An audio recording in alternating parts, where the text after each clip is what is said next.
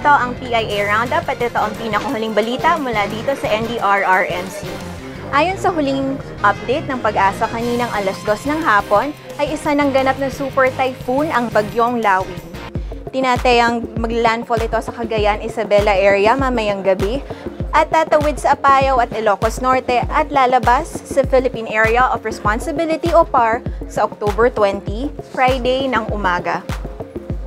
Nakataas na ang signal number 5 sa Cagayan at Isabela, habang signal number 4 naman sa Apayao, Kalinga, Ilocos Norte, Abra, Ilocos Sur, Mountain Province, Ifugao, at Calayan Group of Islands.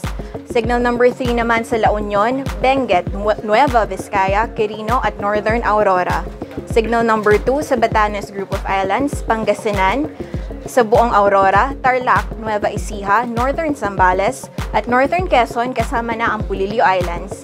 Habang signal number 1 naman sa buong Zambales, Bulacan, Bataan, Pampanga, Rizal, buong Quezon, Cavite, Laguna, Batangas, Camarines Norte, Camarines Sur, Catanduanes, Albay at Metro Manila.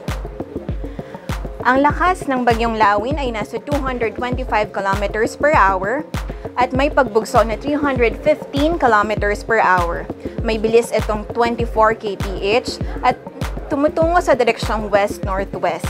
Mga kababayan, super typhoon na po ang Lawin, super typhoon Lawin.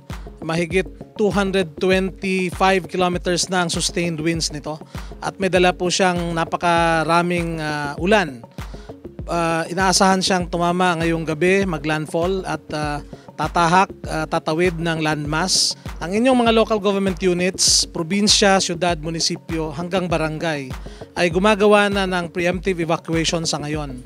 Lahat ng mga sasabihin ng inyong mga gobernador at mga mayor at barangay captains, sumunod po tayo dahil ang gusto lang naming lahat na mailigtas ang lahat ng mga tao. Sinisiguro naman ng ating pamahalaan na nakapreposition na ang ating government assets at ang ating relief goods, lalo na sa mga lugar na tatamaan ng Bagyong Lawin, lalo na ang areas ng Cagayan at Isabela. Ang mga rescue groups na nakapreposition sa mga nasabing lugar ay may mga dalang satellite phones at handang kumontak dito sa headquarters ng NDRRMC kung kinakailangan.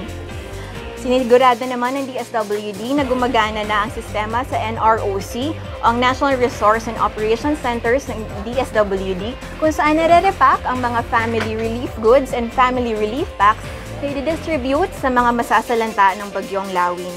Nagtatawag din ng volunteers ng DSWD para tumulong sa pagre-repack ng mga pagkain sa NROC. Maaari silang tumawag sa numerong 511-1259 kung gusto nilang mag-volunteer at tumulong sa DSWD.